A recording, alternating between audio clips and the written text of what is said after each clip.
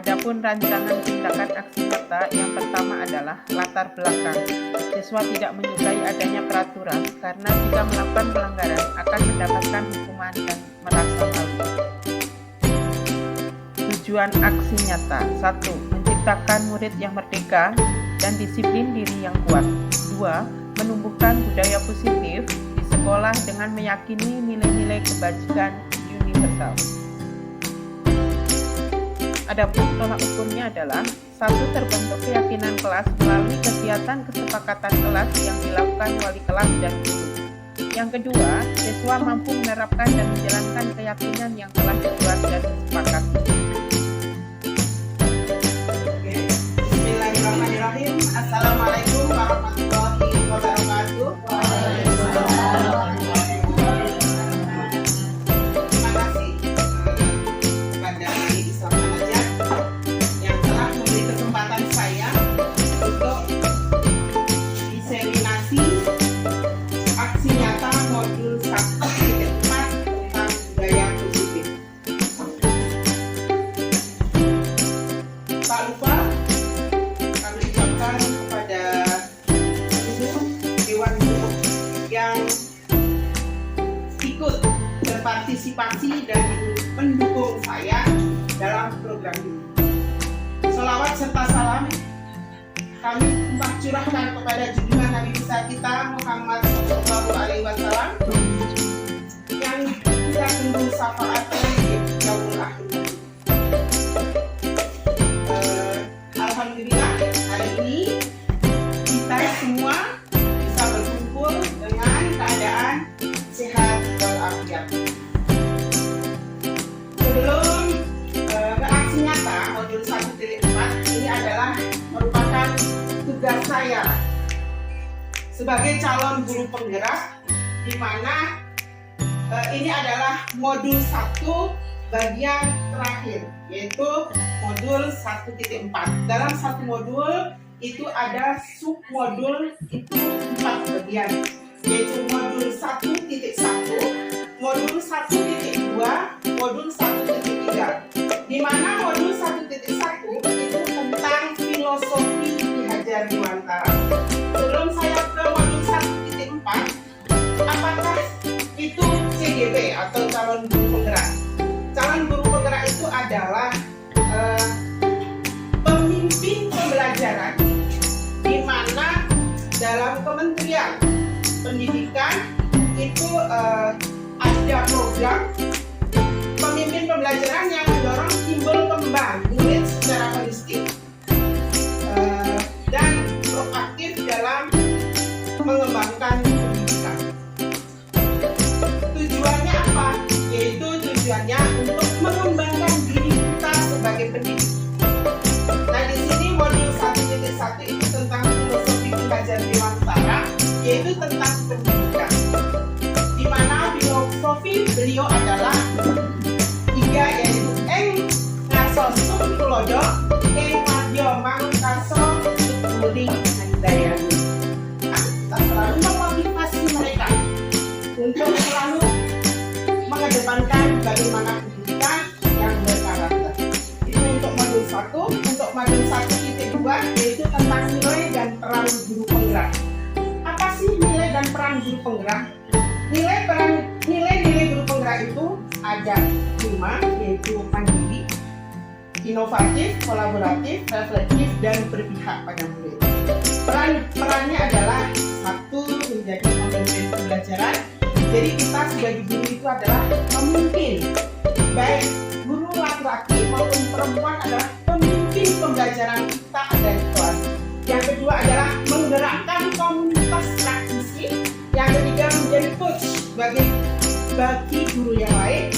Yang keempat mendorong kolaborasi antar guru. Dan yang kelima adalah mewujudkan kepemimpinan peserta didik. Nah, modul 1.3 itu tentang visi guru penggerak. Visi itu apa? Nah, visi adalah itu merupakan fondasi di mana visi pendidikan kita di SDI An-Najat sudah ada. Nah, guru memang bukan kepala sekolah, namun sini seorang guru memiliki makna yang kuat, lebih berpeluang menghubungkan kepada banyak pihak apabila itu memang bermakna. Nah, sebelum mengenal visi, kita ada namanya prakarsa perubahan. Apa itu prakarsa perubahan? Yaitu gambaran upaya untuk mengenalkan sebuah visi. Nah, itu bagaimana caranya? Itu ada di modul 1.3.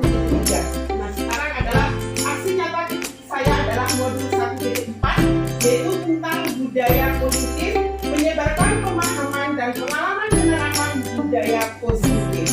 Sebelum ke modul tersebut, ada kuis buat Bapak dan Ibu.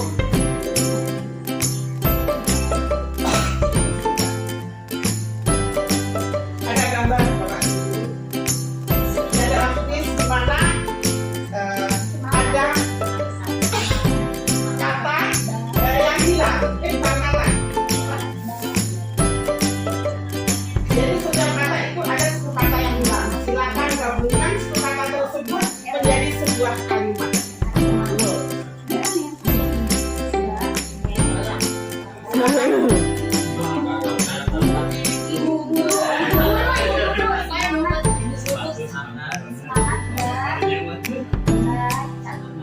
Ayo Bapak, Ibu. Bapak, Ibu, guru, semangat Bapak Ibu guru. Semangat Ibu Guru. Tepuk tangan dong. Untuk memulai kita sedikit berpikir ya.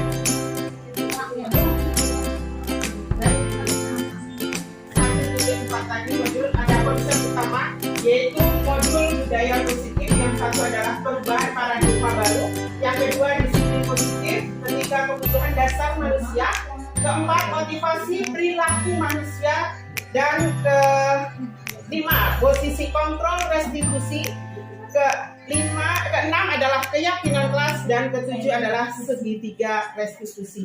Kita akan bahas satu persatu, mudah-mudahan waktunya cukup ya Ibu.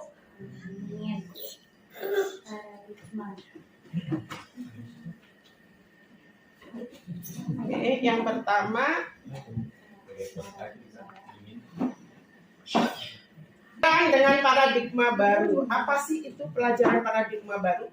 Yaitu pembelajaran dengan dirancang berdasarkan prinsip pembelajaran berdiferensiasi, sehingga setiap siswa belajar sesuai dengan kebutuhan dan tahap perkembangan mewujudkan profil pelajar Pancasila. Nah, sini dihubungkan dengan profil pelajar Pancasila karena sekolah kita sudah menggunakan kurikulum yang terbaru, yaitu yang digunakan oleh kelas 1 dan 4, yaitu kurikulum apa Ibu? Merdeka. Kurikulum Merdeka.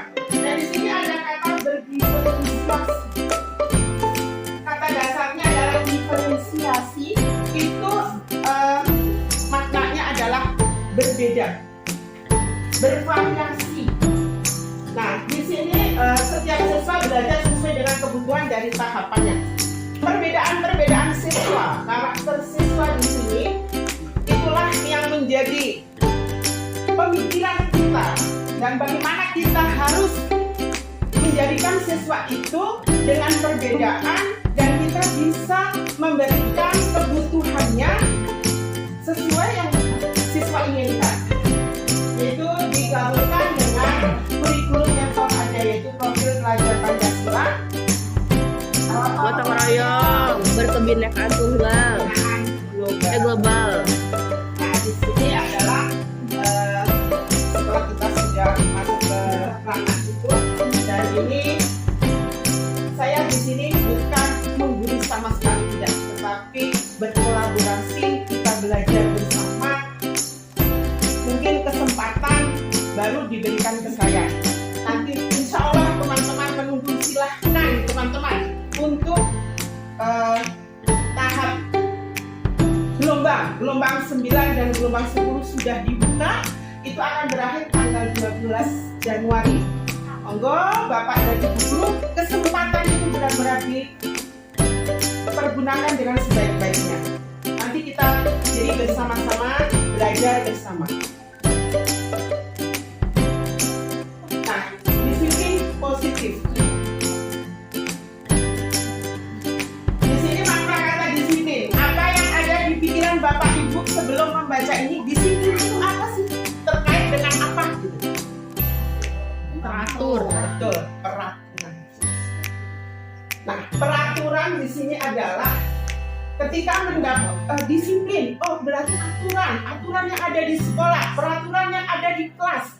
Nah itu, sebagai melakukan sesuatu untuk mendapatkan kepatuhan dan memiliki kecenderungan ketidaknyamanan, serta sering dihubungkan dengan tata tertib yang berkaitan dengan sanksi dan hukuman. Itu makna kata disiplin karena berhubungan dengan peraturan. Sebagai pendidik, tujuan kita adalah menciptakan anak-anak memiliki disiplin sehingga bisa berperilaku dengan mengacu pada nilai-nilai kebijakan universal. Nah, nilai kebijakan universal ini yang ada di profil pelajar Pancasila itu tadi, Bu. Yang ada mandiri, bernalar kritis, gotong royong. Selain itu ada di kebijakan ini ada yang lain selain ada di profil pelajar Pancasila tadi. Ya, nah, dari kaitannya tadi, disiplin positif merupakan salah satu cara penerapan disiplin yang bertujuan menumbuhkan kesadaran siswa tidak terpengaruh adanya hukuman atau hadiah, melainkan atas kesadaran diri sendiri. Dan tujuannya adalah bertanggung jawab tadi, tapi dimulai dari kesadaran diri, bukan diiming-iming dengan hadiah dari bu gurunya atau karena ketakutan, bukan diiming-iming dengan hadiah dari bu gurunya atau karena ketakutan, bukan, tapi dari adanya kesadaran pribadi dan merasa bertanggung jawab.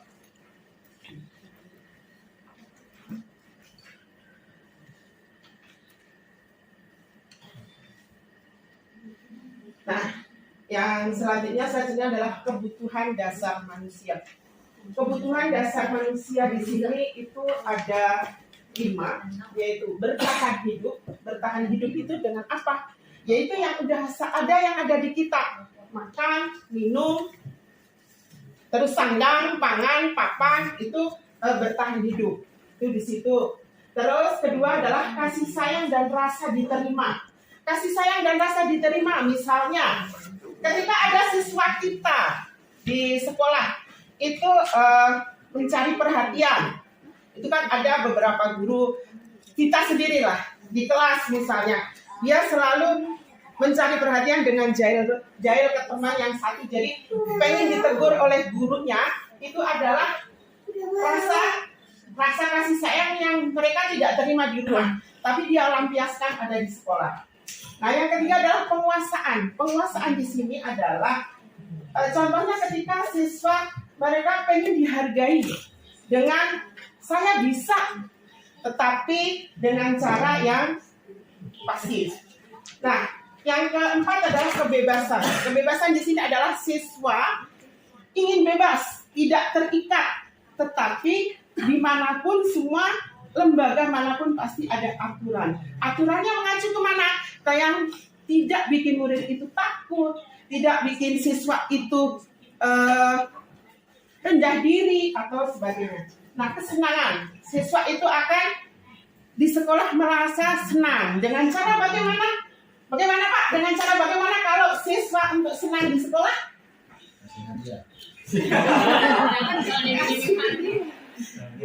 Yaitu dengan cara bagaimana kita ngasih pembelajaran, memberikan pembelajaran. Selama ini siswa, jam ibu cepet sekali gitu, atau enggak jam bapak cepet sekali Pak, gitu ada enggak? Ya, ada olahraga. Nah, berarti siswa itu merasa senang melakukannya.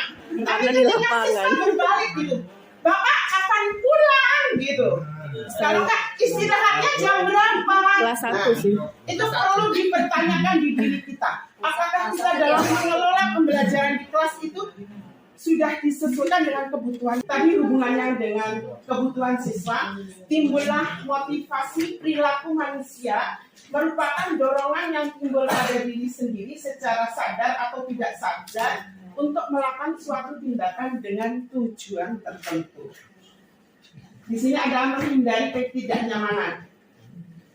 Murid melakukan disiplin diri, dia disiplin, manut, oke, karena takut dihukum. Itu termasuk motivasi ekstrinsik karena takut. Mendapatkan imbalan. Ini saya sendiri kadang masih memberikan itu, yaitu mereka melakukan disiplin diri karena ingin mendapatkan imbalan. Dia termotivasi. Oh, saya melakukan ini nanti dapat reward ini, misalnya itu. Nah, yang ketiga adalah menghargai nilai kebajikan dari diri sendiri. Nah, di sini murid melakukan disiplin karena sadar akan nilai kebajikan dirinya. Misalnya, saya melakukan ini karena saya bertanggung jawab. Contoh, ketika menumpahkan minum, dengan tidak disuruh, siswa langsung mengelap. Atau tumpah di lantai, ngambil kain lipat. Nah, itu sudah menghargai dirinya sendiri.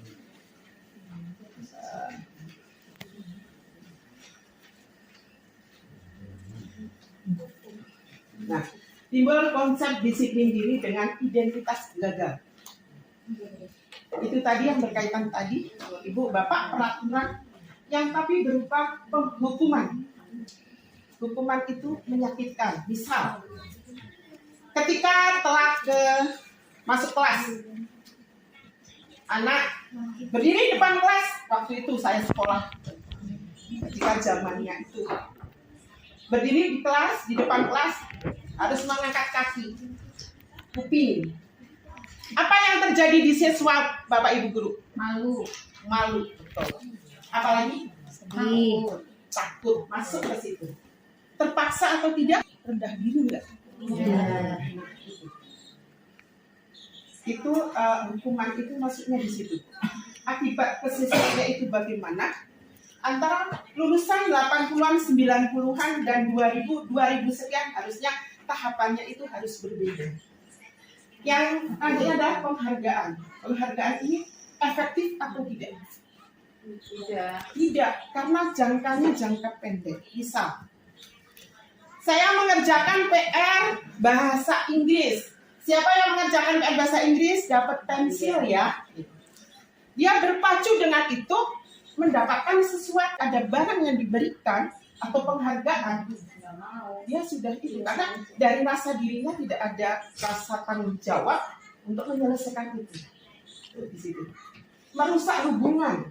Nah, ketika saya memberikan sesuatu ke murid saya, satu misalnya memberikan buku, ada timbul rasa iri nggak ke teman yang lain? Memberikan sesuatu amat guru yang satu dan satunya, ada rasa itu?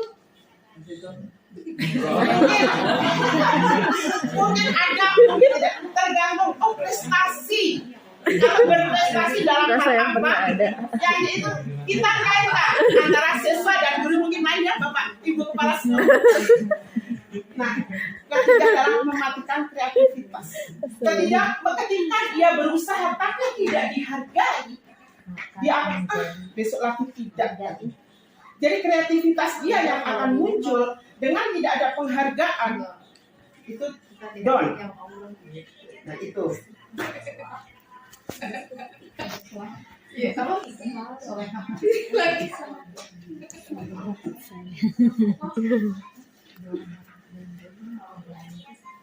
Nah, konsep disiplin pendekatan restitusi itu sebuah cara menanamkan disiplin positif pada murid. Apa sih restitusi itu? Saya baru dengar Bu ketika saya sudah mencapai modul 1.4. Restitusi adalah proses menciptakan kondisi bagi murid untuk memperbaiki kesalahan mereka sehingga mereka bisa kembali pada kelompok mereka dengan karakter yang lebih kuat. Itu menurut dosen 2014. Nah, ciri-ciri restitusi itu apa saja? Satu, bukan menebus kesalahan, namun belajar dari kesalahan. Nah, di sini ciri-ciri dari restitusi. Dua, memperbaiki hubungan. 3. Tawaran bukan paksaan. 4. Menuntun untuk melihat ke dalam diri. 5. Mencari kebutuhan mendasar yang mendasari tindakan. 6. Fokus pada karakter bukan tindakan. Menguatkan dan fokus pada solusi. Nah, ini adalah ciri-ciri restitusi yang ada di modul 1.4 hubungannya dengan budaya positif tadi. Ibu. Perbedaan di sini antara hukuman, konsekuensi, dan restitusi. Contoh kasus misalnya siswa sering terlambat masuk kelas. Ketika hukuman begini, malu. Konsekuensi itu hukuman. Sekarang yang konsekuensi. Selama ini kita konsekuensi sudah berjalan. Yaitu guru memberikan konsekuensi ke siswa. Misalnya siswa dengan datang terlambat tadi, bukunya dibaca ya, satu buku ini. Kemudian siswa mau mengerjakan karena untuk menghormati si guru tadi. Itu adalah konsekuensi. Kalau restitusi itu guru baru menanyakan keyakinan kelas, keyakinannya itu bagaimana? Diri atau dirinya dan membantu siswa menyelesaikan masalahnya. Contohnya begini. Kenapa datang terlambat? Apa yang membuat kakak datang terlambat? Jadi ada pertanyaan yang membuat itu apa? Itu untuk menghormati dirinya dan tidak akan terpengaruh dengan apa yang ada. Jadi dia bisa berbicara antara guru dan siswa, dan guru pun terbuka, siswa pun terbuka. Itu antara perbedaan hukuman, konsekuensi, dan restitusi. Nah, ini contoh penerapan 5 posisi kontrol. Itu kasusnya siswa tidak memakai seragam sesuai hari. Misalnya hari Senin pakainya merah putih, tapi siswa pakainya batik. Menghukum, patuhi aturan sekolah lalu lapor kepada wakil kepala sekolah. Misalnya gurunya, anak kita sudah tahu tidak memakai seragam ini. Kamu mematuhi peraturan enggak? Enggak, Bu, misalnya sudah menjawab. Sekarang lapor ke wakil kepala sekolah atau ke kepala sekolah, karena kamu tidak itu. Nah, itu menghukum itu begitu.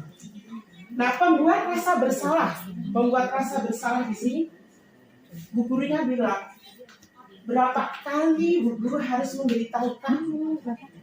Bu guru kecewa sekali sama kamu. Nah, itu ada merasa bersalah. Jadi siswa itu merasa bersalah. Oh, jadi saya membuat kecewa guru saya karena saya tidak memakai seragam yang sesuai dengan aturan.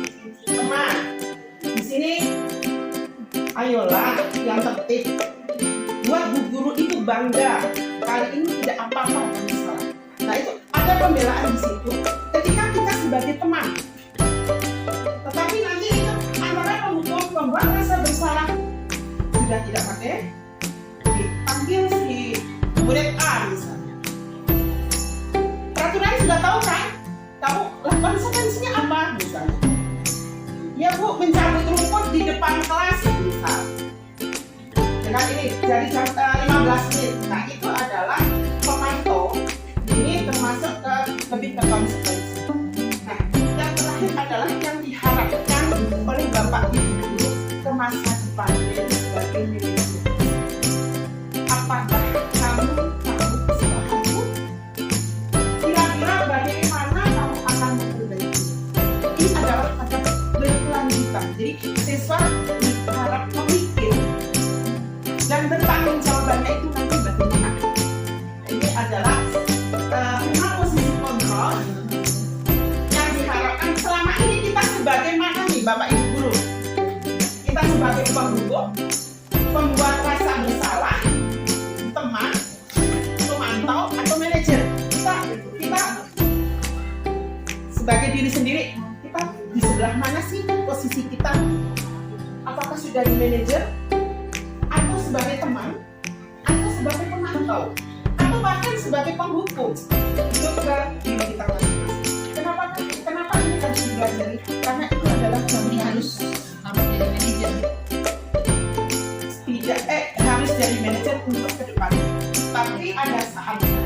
sudah saya tanyakan di sini, apakah kelima ini semuanya berpusat ke manajer?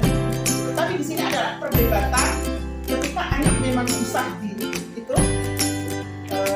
permasalahannya susah diselesaikan. Ada anak yang kadang boleh menjadi teman, itu juga boleh.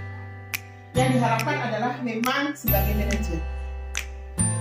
Kekurangannya adalah memberikannya adalah step by stepnya itu sangat lambat kalau manajer ini.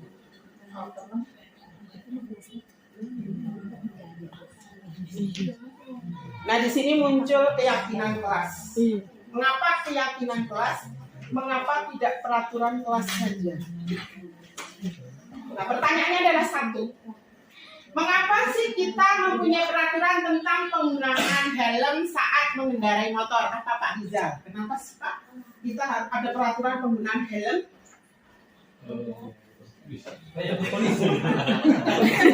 Polisi. Oke. Ada kan Bapak Ibu guru yang lain? Kenapa sih harus pakai helm? Biar nggak kena panas. Tidak kena panas. Boleh. Kendaraan roda 2 atau mengendarai kendaraan roda 2 atau motor. Nah, kendaraan kedua adalah mengapa kita memiliki peraturan penggunaan masker dan mencuci tangan setiap saat. Ini gencar-gencarnya ketika kita sudah ada COVID-19, yaitu peraturan penggunaan masker, mencuci tangan. Ini hubungannya dengan kesehatan tadi. Yang pertama keselamatan, yang kedua kesehatan. Nah, keyakinan kelas itu hubungannya ada dua itu Pak, yaitu dengan keselamatan dan kesehatan.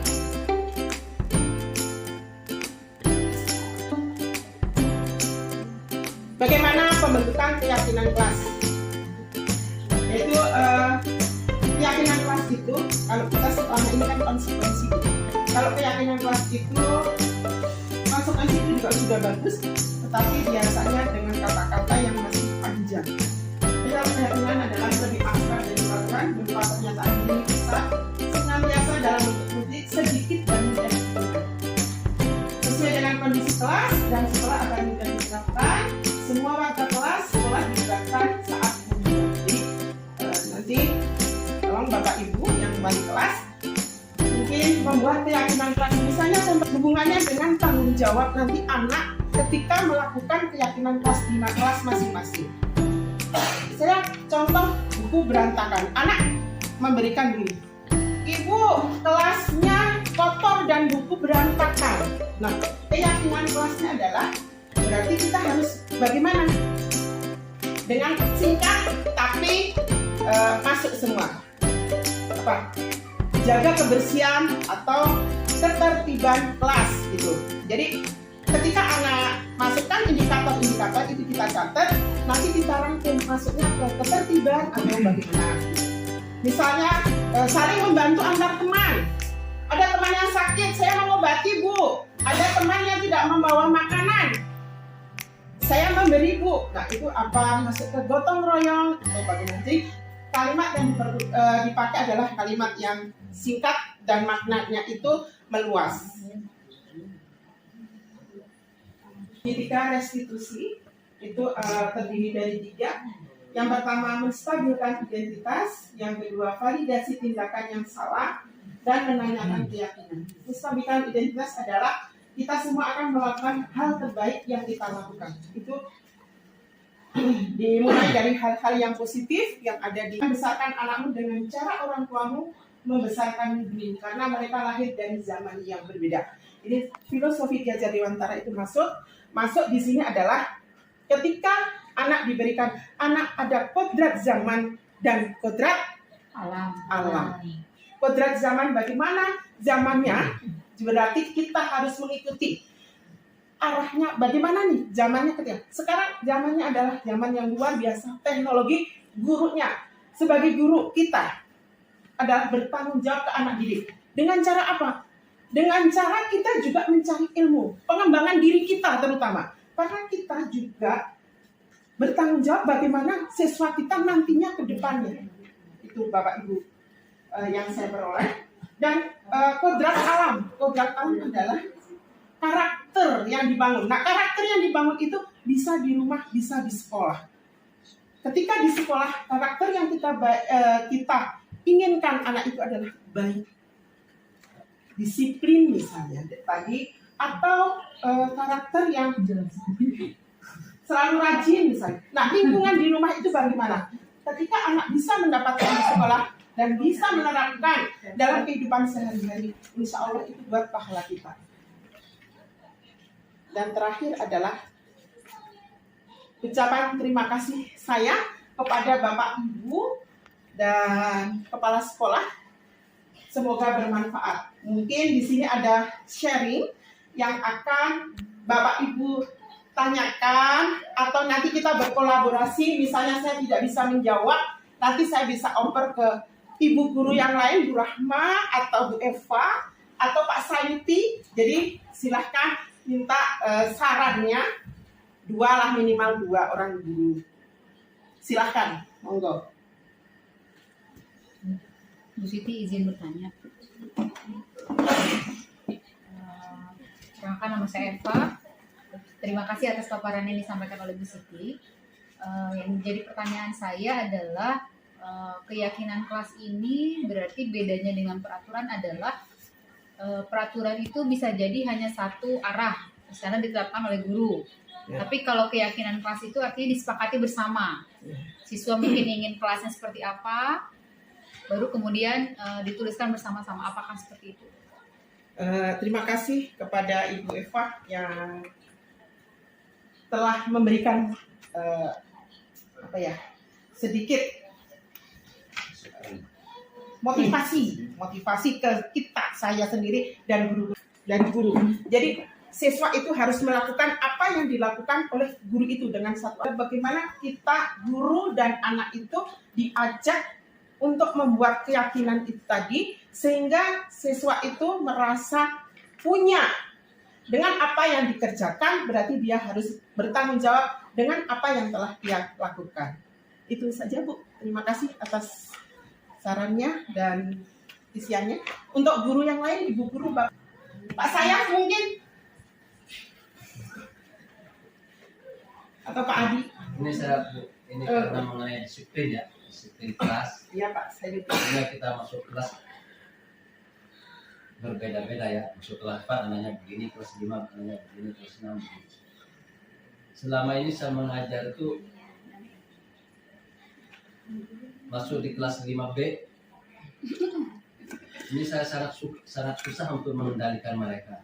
Mereka saya kasih nasihat paling hanya bertahan beberapa menit, habis itu cuma begitu seterusnya. Itu kelas 5B ya, nggak tahu kalau. Tapi kalau untuk kelas 4, kelas 6 itu mereka bertahan lama ya. Tulis nama mereka di papan tulis. Apa menulis nama mereka di papan tulis merupakan hukuman atau apa? Karena tadi ada hukuman, ada konsekuensi, ada apa lagi saya nggak paham. Nggak apa loh. Nah, pertanyaan saya, bagaimana cara mengendalikan anak? Karena saya ngajar di kelas 5B ini bukan hanya satu orang yang aktif, tapi semuanya mereka rata-rata super aktif. Untuk kelas 5B nggak tahu kalau kelas 4 D, 6A enggak, mereka mesti bisa mengendalikan. Cara mengendalikan mereka supaya patuh dan disiplin ketika belajar, tidak cepat kambuh lagi besoknya gitu. Bagaimana? Tidak cuma kamu. Stabil gitu, stabil. Stabil. Oke, Harus terima ada kasih kesadaran Pak diri. Sayuti yang memberikan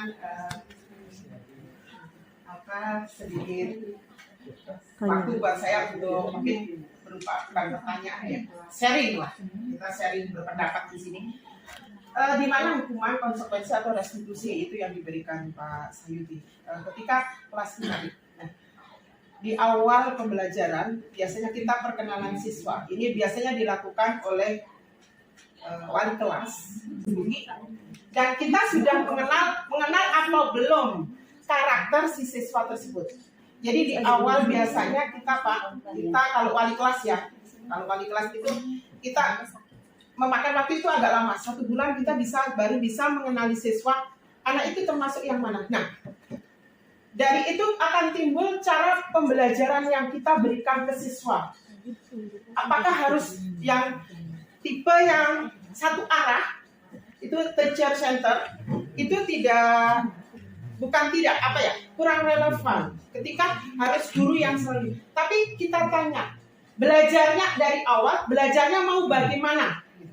Nanti di situ ketika sudah dijawab, oh maunya begini, oke, kita bikin ya keyakinan atau tadi aturan secara singkat buat kita belajarnya. Paling tidak stabil gitu Pak, di saat pembelajaran itu. Paling tidak di hari itu. Nah, kita bikin kesepakatan di awal itu bagaimana? Nanti setelah itu, anak itu sudah akan tahu dengan pertanggungjawabannya. Mungkin itu Pak untuk kelas 5B ya. Itu saya serahkan ke wali kelasnya Pak. Karena wali kelasnya itu yang tahu pembelajarannya anak itu termasuk visual. Saya sampaikan, mungkin ada ibu guru yang ingin menambahkan, monggo silahkan. Ini wali kelas.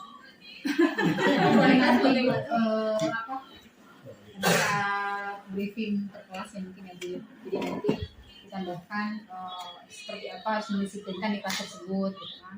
Kemudian untuk teman-teman apa yang disampaikan oleh Bu Siti ini juga ada di platform Merdeka Mengajar tentang disiplin positif. Maka untuk lebih memahami ya Bu ya, dipelajari juga dari situ. Itu ya Bu ya, karena Bu Siti waktu diseminasinya juga singkat, terbatas. Mungkin itu saja ya Bu Eva. Terima kasih kepada Bu Eva selaku pimpinan sekolah. Terima kasih kepada Bapak dan Ibu guru yang telah membantu saya dalam aksi nyata ini, yaitu modul terakhir, modul 1, yaitu 1.4 tentang budaya positif. Saya secara pribadi mohon maaf ketika saya mengutarakan ini, bukan saya menggurui, bukan saya yang paling pintar, bukan, tetapi bagaimana kita bersama-sama memajukan pendidikan, terutama khususnya di sekolah kita sendiri, SDI Anaja, dan umumnya untuk pendidikan nasional, bertujuan. Assalamualaikum warahmatullahi wabarakatuh. Saya Eva, Kepala SD Islam Anaja Bekasi. Kami merasa bersyukur karena ada guru kami yang menjadi calon guru penggerak yang bernama Ibu Siti Asyatul Wakidah. Dengan keikutsertaan Bu Siti menjadi calon guru penggerak, banyak memberikan input positif yang tentunya bisa diterapkan untuk kemajuan sekolah kami. Pada hari ini juga telah dilakukan diseminasi mengenai disiplin positif. Saya selaku pribadi dan teman-teman guru yang lain merasa terbantu dengan adanya materi ini. Tentunya nanti kami bisa menerapkan disiplin kepada anak-anak tanpa adanya paksaan dan berdasarkan kesadaran dari masing-masing anak. Sekian dari saya. Assalamualaikum warahmatullahi wabarakatuh. Terima kasih kepada para pendidik untuk calon guru penggerak. Jazakumullah khairan katsiran.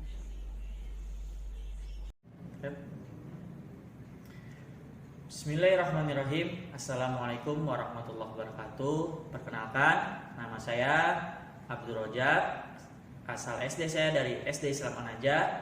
Saya adalah rekan kerja dari Ibu Siti Asyatul Wakidah. Di sini saya sangat mendukung adanya calon guru penggerak dengan adanya diseminasi modul 1.4 tentang budaya positif. Saya mendukung karena itu adalah sangat baik diterapkan di sekolah kita atau di sekolah yang ada di seluruh Indonesia. Itu saja dari saya, kurang lebihnya saya mohon maaf. Salam kepada guru penggerak yang ada di Indonesia. Assalamualaikum warahmatullahi wabarakatuh. Jika setiap orang bergerak maju bersama, maka kesuksesan akan mengurus dirinya sendiri. Dari Henry Ford. Terima kasih. Assalamualaikum warahmatullahi wabarakatuh.